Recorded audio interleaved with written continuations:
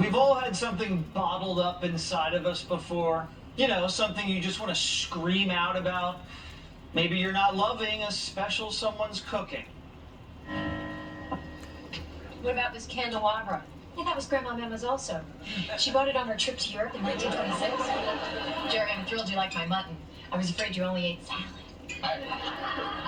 Salad's got nothing on this mutton. Or maybe you have to lie about the smell of someone's new cologne. It's called Sex Panther by Odeon. It's illegal in 9 countries. It's a formidable scent. Stings the nostrils. In a good way. You don't say anything because, well, you don't want to rock the boat. But one day, something happens and you just burst. I am not like my mother. You are! And you're like my father. You're also like my mother. You're all the bad things about all of these people. But mostly your mother. When we would lie in bed together, sometimes I would look at you and see her and just feel so gross. Well, the Democratic Party's feeling very angry right now. And they're finally telling us how they really feel about us. The Democrats have just come out and said it. They think they're better than you. Don't disagree, redneck. Know your place. They aren't even trying to pretend anymore. Like they respect us. Comedian Wanda Sykes, who mostly just does voiceover work for cartoons these days, literally said what Democrats have been thinking for years, but didn't have the stomach to say. Watch. To me, it's like, the problem is that middle stuff. It's those states in the middle, that red stuff. Mm-hmm. Why do they get to tell us what to do when the majority of us live out, New York, California, and we're paying for all this crap, really? I mean, right? We're footing the bill. If I'm fitting the bill, know your position. You know what I'm saying? Know your place, middle America. If you don't live near the ocean, you're a second-class citizen. Why don't we educate Wanda on who actually pays That's why for we what got a around system here? set up the way it is. You may think you're paying for dinner, Electoral Sykes, boats so but they can't run over us. Middle America put that dinner on the table. You're welcome. Middle America is also putting the gas in your car that you're driving to the restaurant, keeping the electricity on at the restaurant, and providing the soldiers that keep that restaurant safe. So sit back and enjoy the meal. But realize, Middle America is what makes America work. But to the left, you're just a basket of deplorables, whose opinions on anything don't matter, especially Roe v. Wade. They want you to just shut up and follow the people who destroyed California. If California is so rich and evolved, why is that state such a disaster? And why would the rest of the country want to copy California? And why is Do everybody you think leaving California? Middle America looks up to California? Do you think you're impressing us with your filthy streets, high crime, and weird schools? You see, Wanda, she wants mob rule. It just sucks, man. It really does. I mean, it's like the country, it's no longer a democracy, right? I mean, it's no longer majority their rule. rule, it's a democracy. No, certainly not Right. the Senate, certainly not the state of the Supreme Court. It's no longer majority rule. Funny that Wanda's talking about democracy with the late show insurrectionists, but that's besides the point. Democrats can't be more clear. They don't want to live in a republic, and they don't even know they live in a republic. They think winning the popular vote means they won the election, and if they don't, they say the election was stolen. Wanda's not as smart as she thinks she is, because if she paid attention in school, she'd know how the founding fathers framed the country. It was to avoid mob rule. Checks and balances Why we have the aren't electoral banking vote. terms here, Wanda. This country's never been majority rule.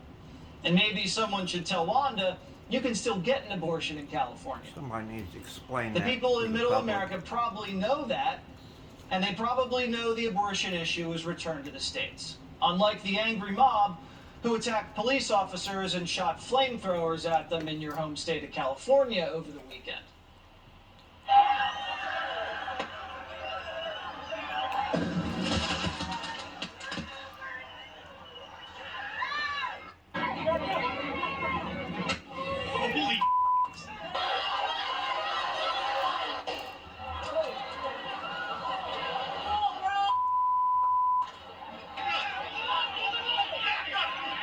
That's the angry mob that Wanda wants running the country. No thanks. We'll do just fine without him. These people haven't thought anything through, which is why Joe Biden named Kamala Harris abortion czar, to explain complex issues to you simpletons in flyover country. I thought of it as an aunt of preschool children. And a woman yourself. And a woman myself. And the daughter of a woman. And a granddaughter of a woman. And, you know, my husband and I are actually talking about it. Everyone has something at risk on this. First of all, if you are a parent of sons, do think about what this means for the life of your son and what that will mean in terms of the choices he will have. We here at Primetime are humbled by the eloquence of the abortion czar. Most of what she said went over our head. We assumed that it was just too thought-provoking for you out there as well, but if we had gone to college in California, maybe it would have sunk in. California Kamala just knows better than us as a daughter of a woman. I mean, a birthing person. I don't want to offend anybody. But we don't know any better. I mean, apparently the Supreme Court justices lied to us during the confirmation hearings, and we were just bamboozled. Like these judges, they basically lied when they were, doing their confirmation hearings, right? How can you be a Supreme Court justice and you just lying? You know what? They had their fingers crossed or something, or what? I mean, it's just a bunch of horse. Exactly where did they lie? Well. We play sound of all the lies from Kavanaugh, Coney Barrett, and Gorsuch, but there are none. None of the justices lied during the hearing. Wanda's just repeating a talking point that she heard on The View. And let that be a lesson to you. Never repeat anything you ever hear on The View. You'll sound like an idiot. I'm trying to do you a favor here. Or liberal Wanda networks. Sykes represents everything the Democratic Party stands for. A rich, ignorant snob. But no one is more of a snob than crooked Hillary Clinton, who slithered out of Chappaqua in order to call Clarence Thomas an angry black man. I went to law school with him. Mm-hmm. He's been a person of grievance for as long as I've known him. Resentment, grievance, anger. The most bitter woman in American politics must know anger when she sees it. But that's not the Clarence Thomas everybody knows. Every time you see him, he's all smiles. Even when he's getting ambushed by TMZ. Any chance President Obama might nominate Judge Eo? Who know? What do I know? He has a chance. I'm just a civil servant. I know Lance Eno retired. He got to be looking for some work a little bit, no? But you're a funny guy.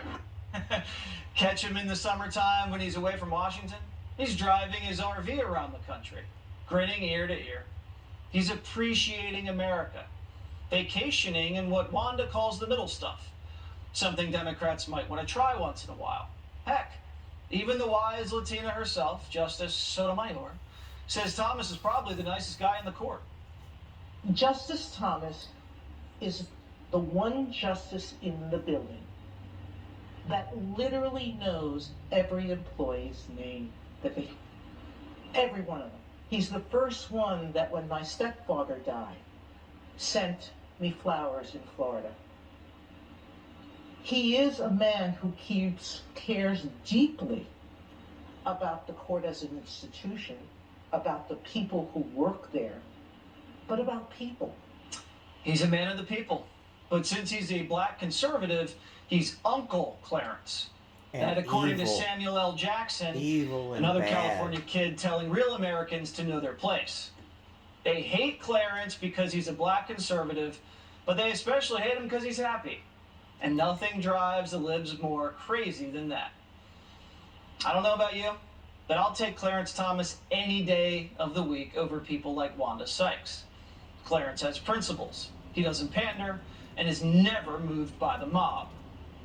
You can be in the middle of a hurricane, or you can be on a calm day. North is still north. You could be in a thunderstorm. North is still north. People can yell at you. North is still north. It doesn't change fundamental things. And in this business, right is still right, even if you stand by yourself. This is why they hate Clarence Thomas, because he can't be bought off, silenced, or intimidated. And that's the most threatening kind of conservative to the left. A man who doesn't do what's popular, a man who does what's right. That's why they're sending lunatics to the homes of justices. They can't believe they're not getting their way, so they're throwing tantrums like children.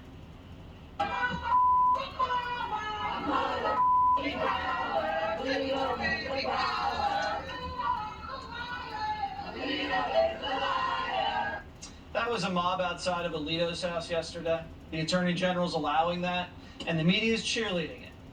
These are dangerous times.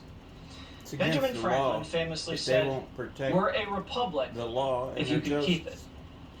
And if Wanda's watching, Benjamin Franklin was a founding father. Buck Sexton is a former CIA analyst and co-host of the Clay Travis and Buck Sexton Show. So Wanda wasn't supposed to say that.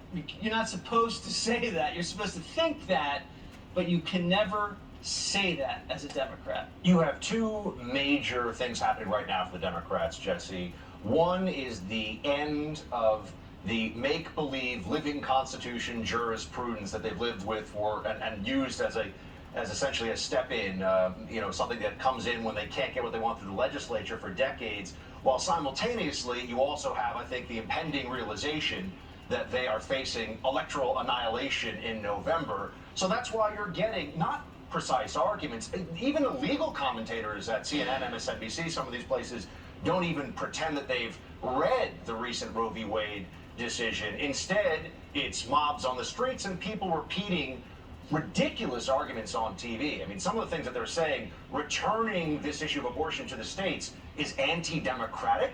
It's an absurd argument, obviously. What the court did decades ago was anti-democratic, and so they don't even bother with what actually has happened here. Instead, I think they just realize they're going to have a very angry Democrat base, and they're going to lose a whole lot of seats coming up here. They have no answer because Joe Biden's in office. They've lost their intellectual muscle during the Trump years because they just got used to screaming racist, Nazi, Hitler, traitor, and now they have to make precise arguments, like you said. They actually have to legislate, not only on the federal level, but they have to legislate on the state level.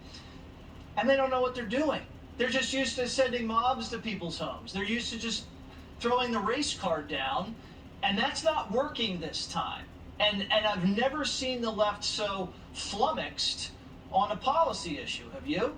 No, and I think what a lot of them are realizing is that this constitutional right they were told existed, they were effectively lied to for now 50 years. They were told something that anybody with a third grade reading level who could look at the Constitution would understand isn't there. And so now they're faced with the prospect, state by state, of having to make arguments over the issue of life, over try to actually combat the pro-life movement on the battlefield of ideas instead of just shouting in slogans, although they're going to do a lot of that too.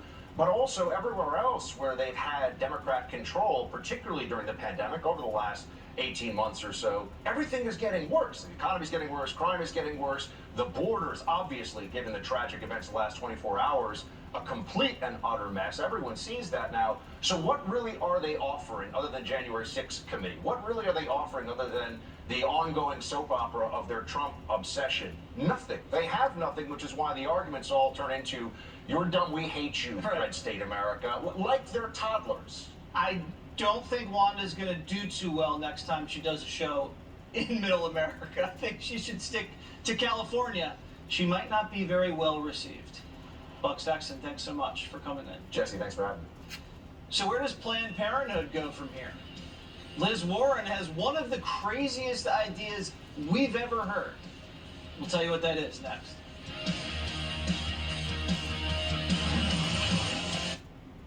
It's been 5 days since the Supreme Court overturned Roe v. Wade, and things are not going well on the left. It's a struggle. In between shooting flamethrowers at police officers and trying to impeach the justices and pack the court, they're now lashing out at the Biden White House. President Biden isn't doing enough for the far left. They want to station abortion doctors inside national parks.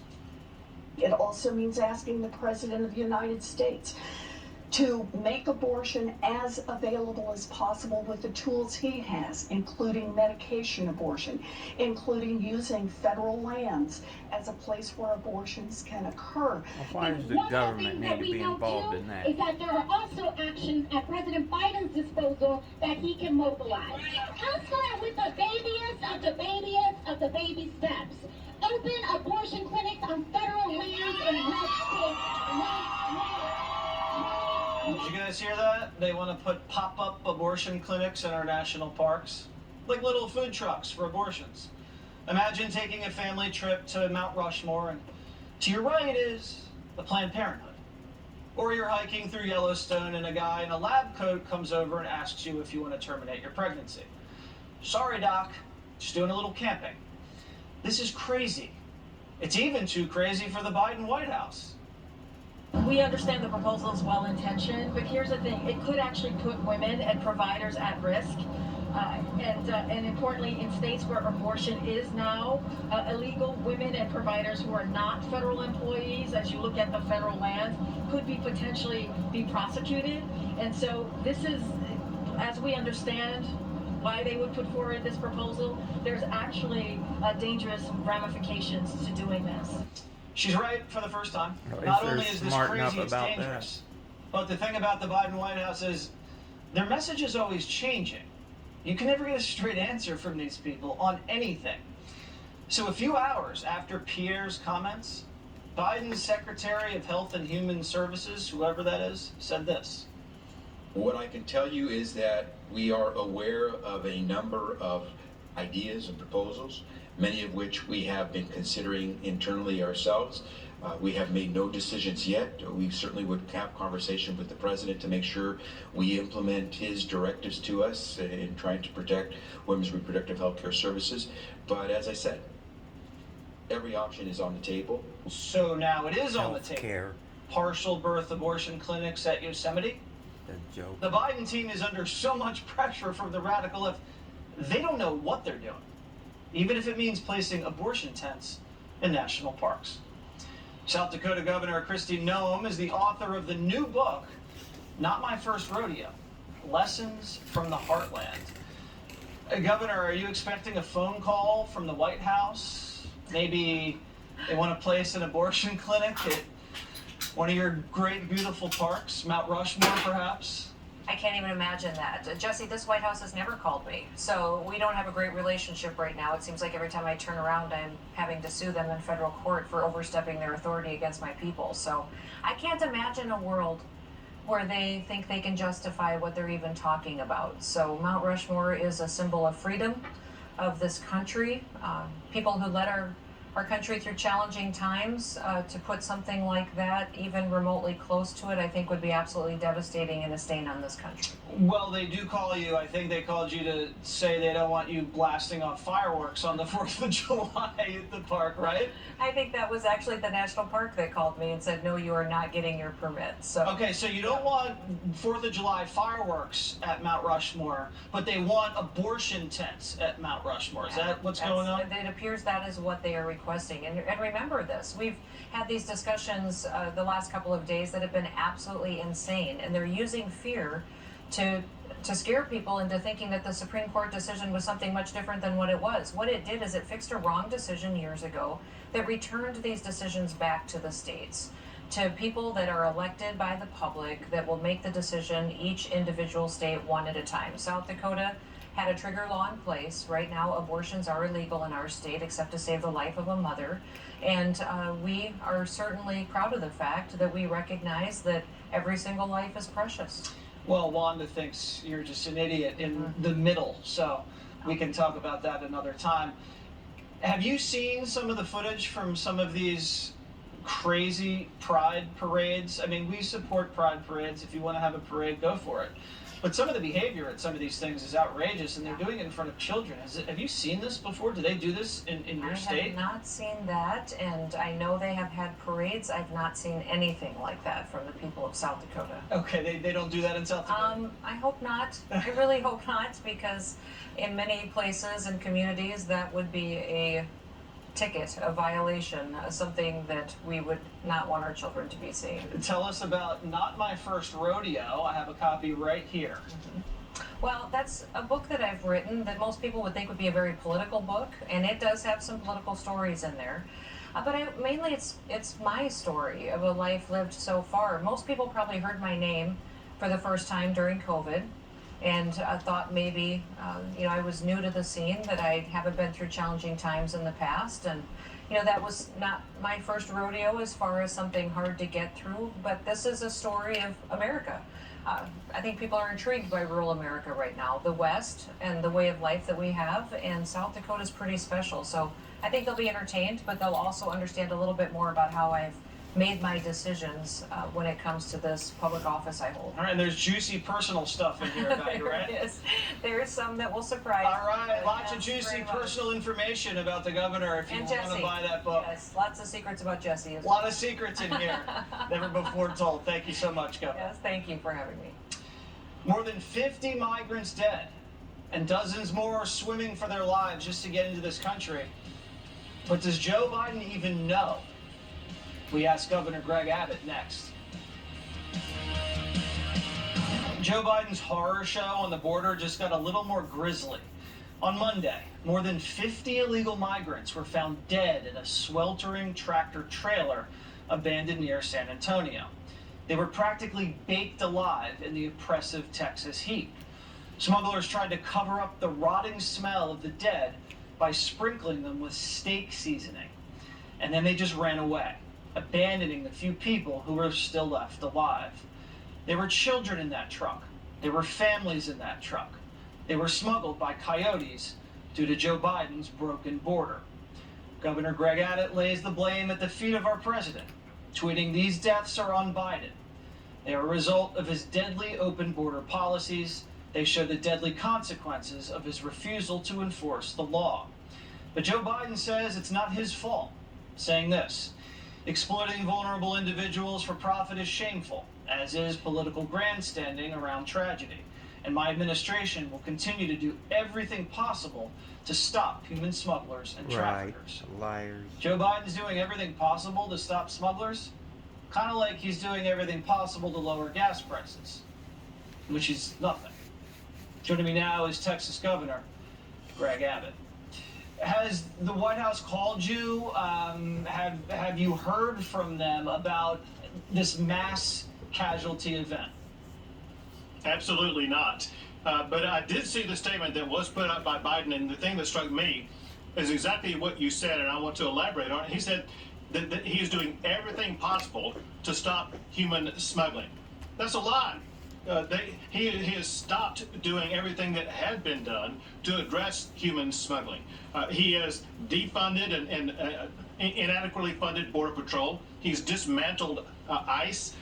He has eliminated all of the border security efforts that were put in place by President Trump. It was just a year and a half ago when we had the most secure border in decades, and today we have a worse human smuggling problem than ever before.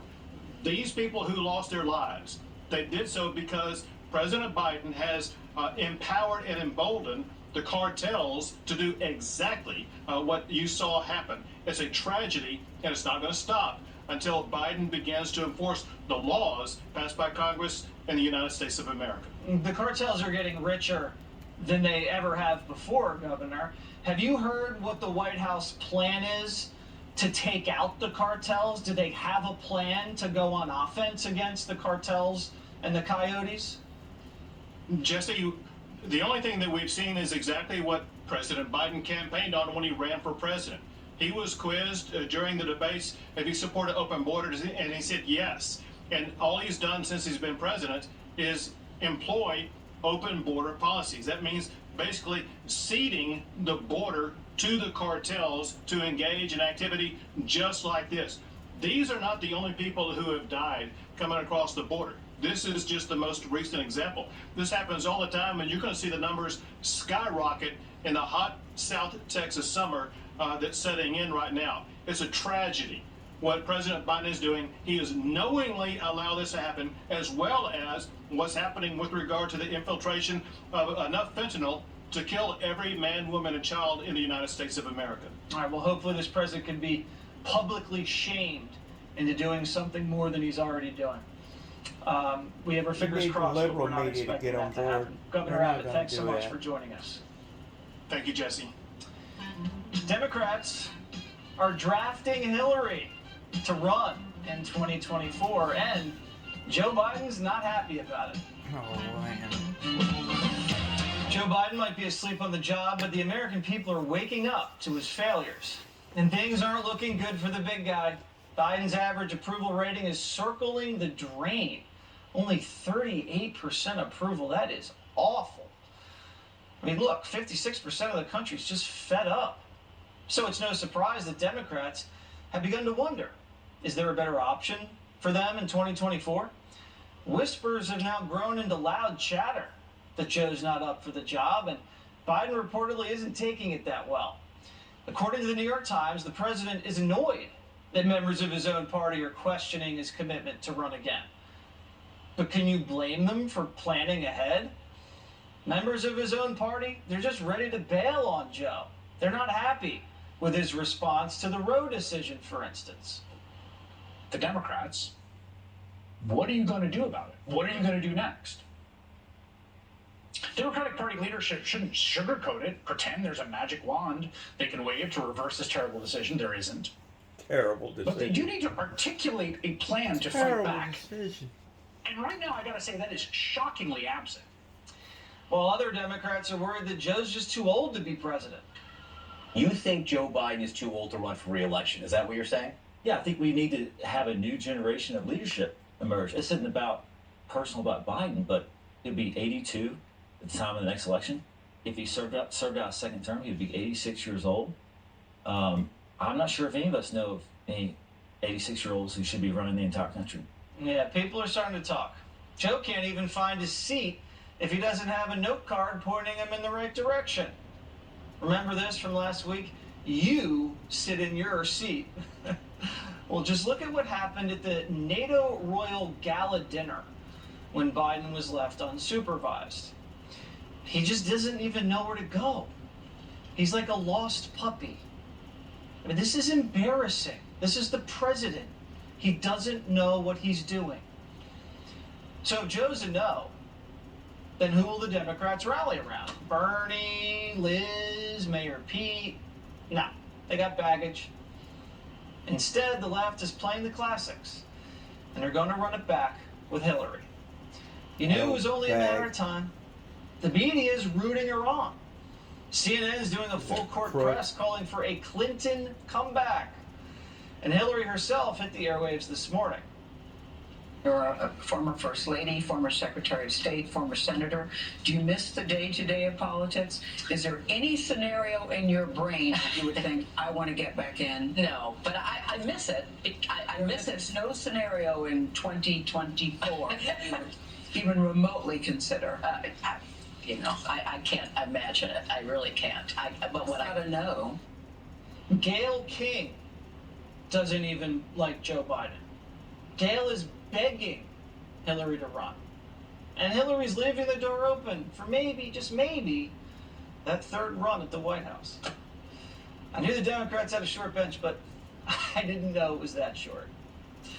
Michelle Bachmann's a former U.S. Congresswoman and the dean of the Robertson School of Government. All right, so let's run the woman who lost to Trump against Trump again. Does that sound like that might work? My favorite line is when Hillary says, run again? Oh, I can't imagine it. You know that she's got Hillary for President 2024 posters in every wall of her bedroom. Of course this is what Hillary Clinton would love to do. And as a matter of fact, she's probably considered a fresh face to the Democrat Party. So Hillary Clinton is there probably more than anything to do exactly what Joe Biden is doing. He is the cardboard cutout president of the Democrat Party. And actually, I think they love it that way. I think the people behind the throne who are actually running this government, whether it's Ron Klain or whether it's Barack Obama, or whether it's Susan Rice, or who knows who is actually running the government, I think they love it. They've got this cardboard cutout. that takes all the flack off of them. And so if they can put Hillary Clinton up as the next cardboard cutout for 2024, that works just fine with them. Because remember what Barack Obama famously said 5 days before he was sworn into office, and that was, we're going to transform the government of the United States. Well, I guess so. They don't like a free republic very well, so they're doing everything they can to dismantle a free republic and put in place something that we no longer recognize in this country. So Hillary Clinton is their new cardboard cutout for 2024, because they got to have somebody run in 2024, and apparently Pete Buttigieg, his numbers aren't high enough. Kamala's are in the tank, so there's nobody out there that they can run, and I think it's hilarious, especially on the day that Ghislaine Maxwell gets 20 years in the slammer, riding on the Lolita Express with Hillary's husband, Bill Clinton. It's really interesting timing that now they're throwing Hillary Clinton out there as the next nominee in 2024. Perfect pivot, Michelle, because we're going to be discussing that sentencing of Ghislaine right now. Thank you so much for joining us. As always, we really appreciate it. Thank you, Jesse. Now, Crooked may be thinking about giving it a go in 2024, but her husband's connections to sex trafficker Jeffrey Epstein could end a run before it even starts. And Hillary's not the only one of Epstein's ladies making headlines this evening. Ghislaine Maxwell, Epstein's longtime partner, was sentenced to 20 years in prison today for conspiring to sexually abuse minors.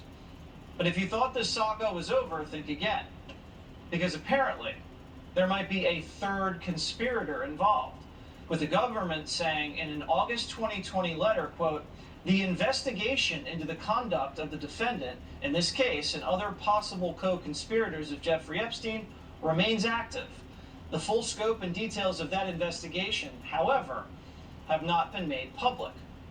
So why hasn't this been made public? Why is the government protecting this mystery person?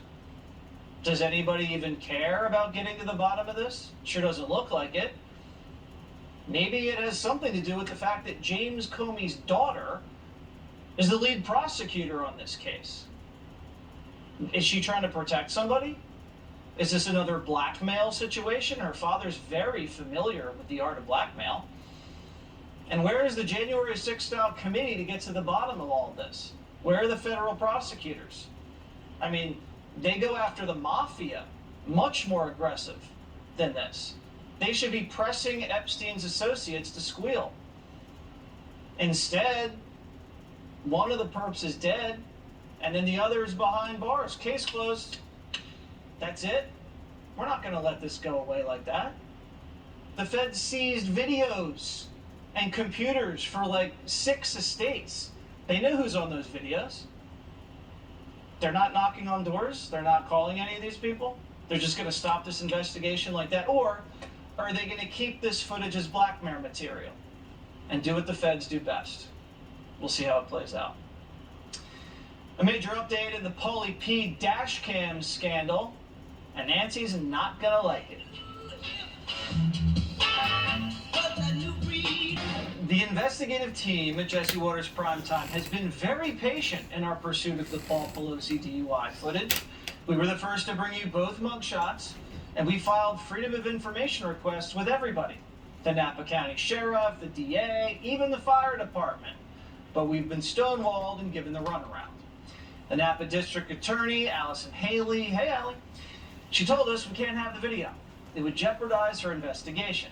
And besides, she doesn't even have it. It belongs to Highway Patrol. So after multiple records requests, we gave Highway Patrol an ultimatum. Turn over the dash cam footage by 8 p.m. Monday, or we'll see you in court. And wouldn't you know it, they blew us off. They've left us no choice. Now they're going to have to deal with our lawyers. And we're filing a motion in Napa County Court to compel California Highway Patrol and our friend Allie, hey Allie, to comply and release the footage. Or at least explain in great detail why they're covering this whole thing up. Because until they level with us, we can only assume Pauly P's arrest went something like this. Honey, One more drunk driving ticket and you'll lose your license. Denise, you're a regular guardian angel. You gonna wait for that? 2-0 or I hang up my spurs.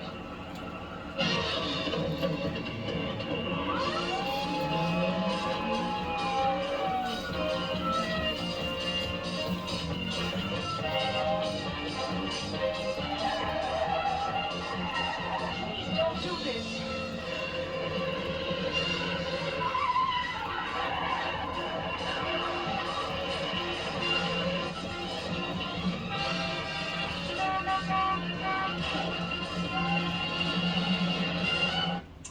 Brian Claypool is a criminal defense attorney who's been helping us out with this legal matter over in Napa County.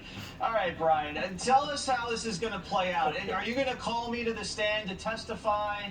Do I give a sworn deposition? And when I go out to Napa, can you buy me some dinner? Jesse, great to be back with you. Well, I got bad news for you. Instead of your testimony, Exhibit A is going to be that video from your TV clip. That'll be Exhibit A. I will buy you dinner, by the way. And hey, I got news for Hillary Clinton, by the way.